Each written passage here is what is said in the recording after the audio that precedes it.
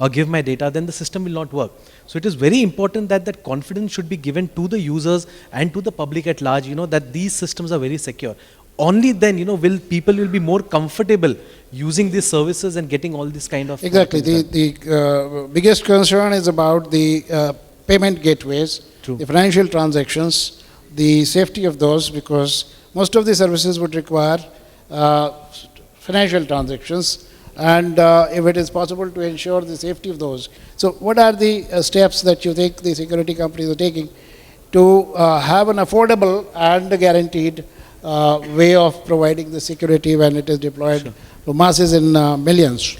So, as far as guarantee is concerned, to be very honest with you, if somebody tells that I can offer you 100% guarantee, from a security perspective, that person is lying. It's more of a sales gimmick. So yes, what can happen is that the security products and the security solutions, they can come close to reaching you that kind of maximum guarantee for of security. But ultimately, you as a user or the end user or the end consumer, he's the one who has to take certain steps, and certain best practices have to be followed. Have cryptic passwords. Use a dual factor authenticator when you are entering your information. Have some kind of PIN-related aspects. In fact, now as you mentioned about online payment, a lot of companies are now offering digital certificates to make payments. They are offering dual factor authentication before you make any payment. So these are the initiatives that are being provided by security organizations. Thank you. Now, another company we have is VMware, Anish Dhawan, a company which should actually, it is known more for virtualization than for all other things that they do. And virtualization is a way for making technology cheaper, affordable, and of course the way to cloud. So would you like to comment on that aspect when it comes to delivery of services? Thank you, sir. I'm more as a citizen of the country right now than from VMware, and I would possibly put a few reactions to what everybody said as well. Nobody actually talked about the impediments, when it comes to enhancing the services. So Mr. Mishra actually outlined them pretty well, As a user, so I am not part of that 60%, so I really cannot reflect the thoughts of the 60% of rural India, because I've lived my life most of the times in cities. But for the balance 40%, what we have today is also fraught with a lot of problems. For example, I was booking a ticket some time back. So there is a time the site continuously keeps on going down, and I had to enter the data 5-6 times, just to book one ticket. There are many such services, which we feel are available, but actually speaking, the experience has not been the one that it should be, that takes me back to the site again. So one is that we have our own vision. The other is every organization, every country is struggling with similar problems of delivering the citizen services. The other is we learn from them for the mistakes they've made already. Typically, 3 factors which come into picture, when we are looking at enhancing citizen services are: one is the quality of service a person enjoys when he goes to a particular service delivery, and that is what takes him back. Second, which our friends from Kaspersky mentioned, is more related to risk and reputation, how secure is he, how risky is he, also depends on the confidence level that he's going to have. And the third one is obviously the cost pressures. Now, you will see worldwide, there are a lot of countries who've went ahead and taken the initiative of delivering citizen services, but now when the changes in policies have happened, they're really struggling with their systems, essentially because the thought process which went behind delivering the citizen services was first get the infrastructure in place and then think about applications. So the new thought which is coming now is first think about services, what applications will deliver these services, and then go down to what is the basic minimum infrastructure that is required to deliver these services. The another problem which goes with these services is the life cycle or the planning cycle in talking about these services are much beyond the technology cycle. So today, on average, while he talked about PC, you can have servers, you can have networks, but on average, while we still would like to assume that the life cycle of any technology component is 3 years, it's actually come down to 1 year. So any decision or planning which is going beyond 5 years, by the time that particular application or a service comes out, it is already obsolete day one. So our technology acquisition, right? Another thing is that the budgets keep on moving on. So our budgets life cycles, right, for these services to be delivered have to be lesser than the technology life cycle. That's one. Second very important point which you mentioned is the cost. So new models are evolving today. If you see, most of the government organizations are actually running small IT companies inside them now. For the infrastructure they've already acquired, for the applications they're already delivering, but the same thing can be delivered as a service. And that is what changes the cost model completely, because you've got no capex. It is an operating OPEX model, and that's where cloud computing comes into picture. So we've got stalwarts. I mean, I was amazed when I met people in National Informatics Center. I don't want to put the names, but the kind of skill they have was so amazing. So when we have such amazing people, right, we should use people within government departments on thinking creatively and innovatively on what service to be delivered, and not think about how to set up a server, how to set up a network. Offload it to them. They will work the OPEX model out for you. They will provide you infrastructure as a service. You work on the competency of your organization on delivering that service. And think about more innovative ways of getting closer to the citizen and doing that.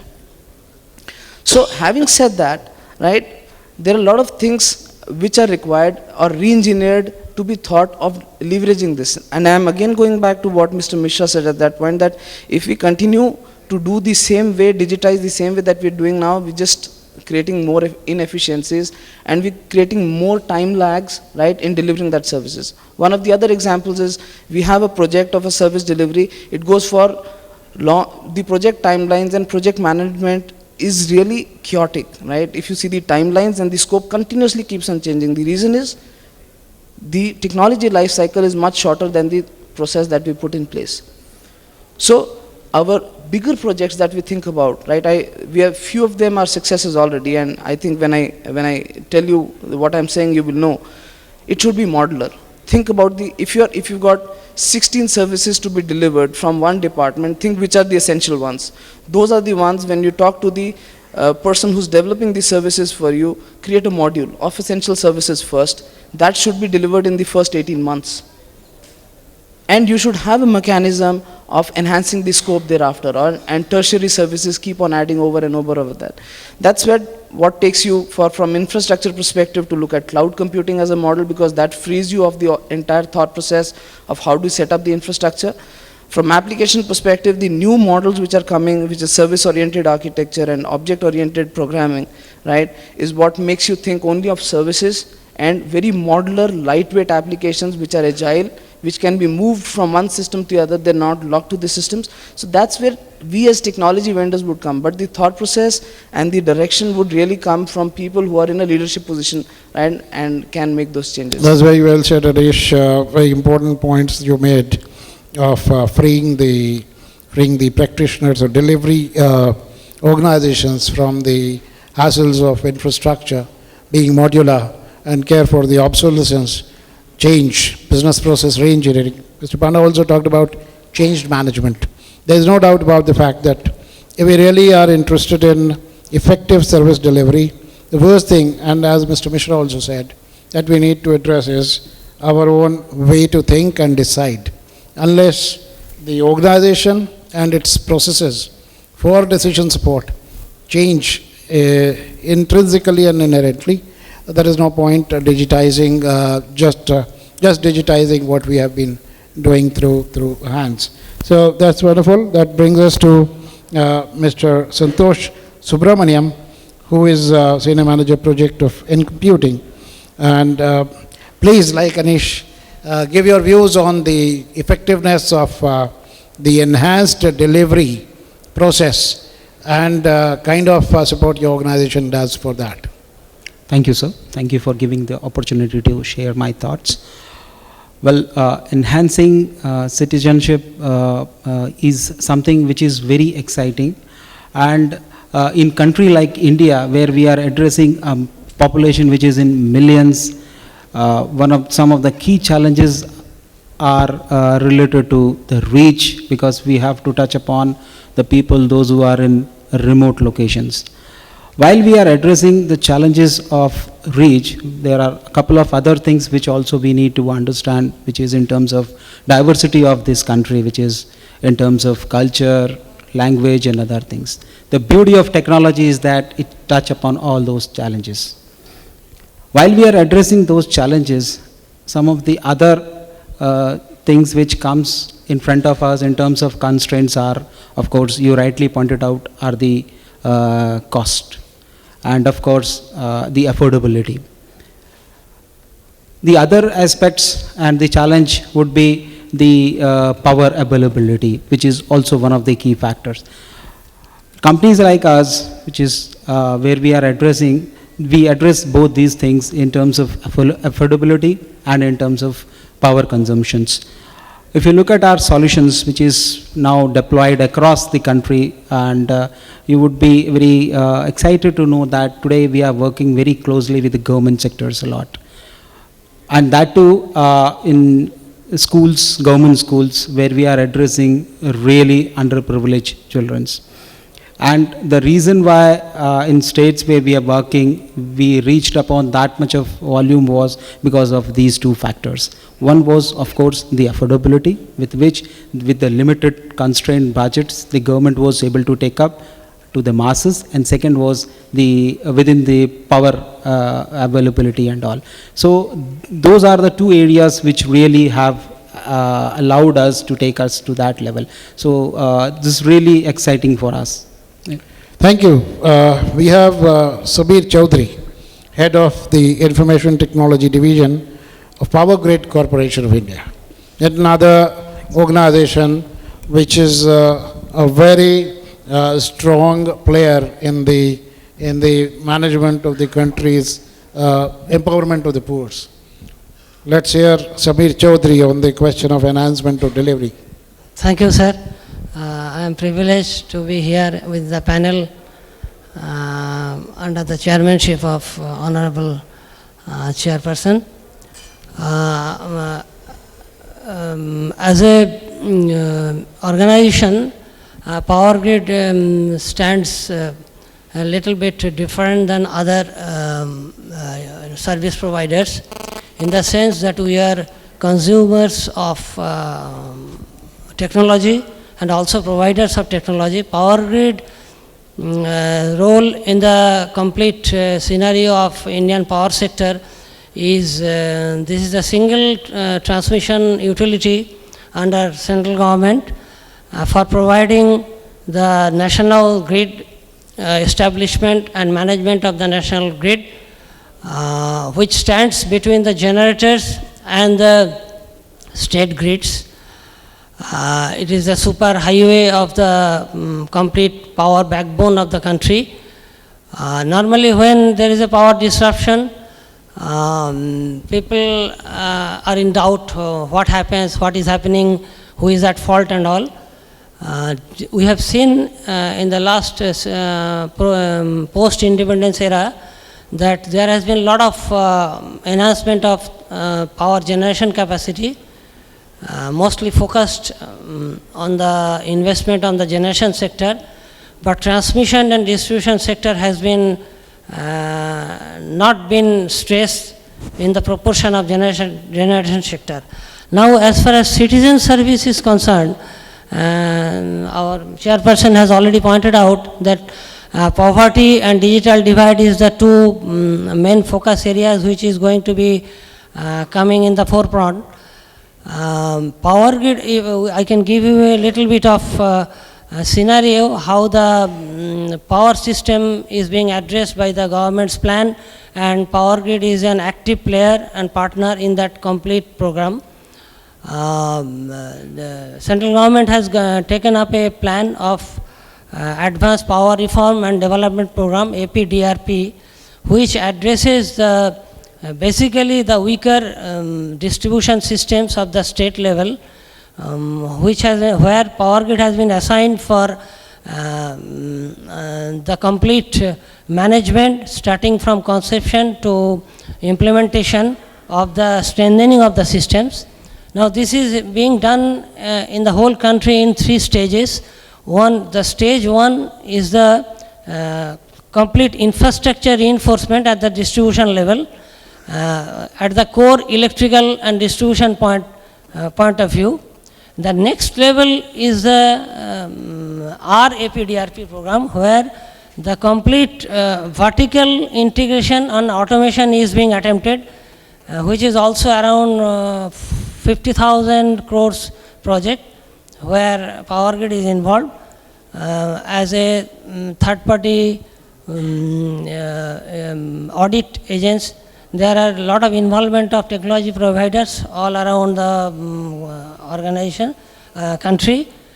Now the third level is a completely radical shift from the classical approach. We are going for a smart grid approach. Government has taken a very organized and institutional arrangement with a Indian Smart Grid Task Force headed by Honorable Shampitra. There are 5 working units on that, and Power Grid is... It is great to see, Mr. Chaudhary, that there is a concern in the management of the power supply in the country to make sure that there is infrastructure developed on increasingly advancing technology to ensure that power does reach everywhere, every village, every person, every household. Yes. And actually that is one of the most important prerequisites for the technology to reach everywhere. Sir. So I think this panel has been deliberately constituted to give a balanced mix of people who have capacity to tackle the issues of the delivery of services. Only thing I'd like to say at the end, because the time has been a constraint, I'm sure the panelists had a lot more to say on the issues, that enhancing the delivery levels and to make those distributed across the entire population is not an option that is available with the government, whether to do it or not. That is not an option with the government. There is great deal of realization within the government that it has to be done. And the power of social media, the first thing is connectivity. Like Mr. Gupta said, they're looking at a technology which will make it extremely affordable to let bandwidth be reachable, the granularity would be good enough to reach all villages, 6 lakh villages in the country. You have National Optical Fiber Plan, which indicates the resolve of the government to make sure that bandwidth reaches everywhere. And once the bandwidth reaches everywhere, you have Sarv Shiksha Abhiyan. Santosh talked about computers. In Gujarat, we have distributed, there are 11 computers in more than 40,000 schools, primary schools each in every village. We run a transponder, a television service, like any other television service on KU band, for which we have a transponder of the satellite available with us. We run 16 channels of education. All the 45,000 schools receive streaming programs on 16 channels for different kind of subjects. We have these channels being used in villages across the entire state. We have eGram I talked to you about, where 13 Mbp pipe carries 35 pairs of video conferences with the villages. 14,000 villages, we have video conferencing with the villages. We have, as I told, 2.2 crore transactions. But the more you move in this direction, the more you know that the way forward is much longer and arduous and daunting. So we are actually in the business together, the technology experts, the CDOT, the Power Grid, and everybody else, the ESIS, in making this happening, making this possible. And this is something where it's only a question of whether the people's aspiration move faster or the government is able to catch up with that or not. You want to say something? So let Mr. Gupta maybe say a word about Mr. Tyagi. Right, okay. I will be really brief as to what, in my view, need to be done. Connectivity is fundamental right of every citizen. Finland has already passed a bill they said that broadband is fundamental right of every citizen in Finland. There are 3 more countries which have moved in this direction. Now we have to really put a target on which date we will make broadband connectivity as fundamental right of our Indian citizen. Very, very tall order, but I think need to be done. Number 2 is that when we are buying technology in India, it's already obsolete because we are buying proven technology. And proven technology means obsolete technology. So the R&D for India, particularly focused on our problem, needs to be result oriented but need to be supported. So these are 2 things. To answer, the technology cycle is smaller than the project cycle because technology that we are getting is obsolete. So how can you have obsolete technology which will last longer? But I can tell you, today in this country, we have technology that will last for another 5 years. 100G, 10G, and 1G. All programs are available. The problem is that we can't afford all that kind of luxury at this point in time. So we have to connect what we have. That's what I wanted to say. Thank you, sir, for providing that. Thank you. I think with that we close Sir, the session. before wind up, we have a small question. Like this is a wonderful panel discussion. Like we have the vendor, we have the government, we have other organizations. I just want to understand, like since we have a topic like best practices in India going digital, I want to have a small question for a system integrator, big class system integrator. How they're working for making enhancing citizenship for the digital connectivity? Can I have a question for Mindlens? Just you have to very short in because we are going out of time. Thank you very much. As a system integrators, the thing which I wanted to highlight out here is today we are getting all the requirements once it's all finalized. So the request is that use us as a consultant when the things are getting planned. I'll give you a small example. It won't take much time. This is about Bangalore Metro. Now, when the Bangalore Metro was getting done, the entire infrastructure, when it was coming up, what was happening was we looked at the pain points, and that's why I'm saying that we should be used as a consultant and understanding the pain points and come up with a solution. So in the Bangalore Metro, we actually, what they were deploying was something which is similar to Delhi Metro, which was already done. And we looked at, you all must have traveled in Delhi Metro during the peak hours. It's very difficult to get in. And we devised an innovative solution which was RFID based. Now, a person just carries a tag or carries a ticket and he just walks in. He doesn't have to show his token anywhere. He doesn't have to put that, or he doesn't even have to show his smart card. Thereby, completely removing the congestion which the citizens face. So that's all I have to say. Use us as a consultant much before everything is designed. Thank you.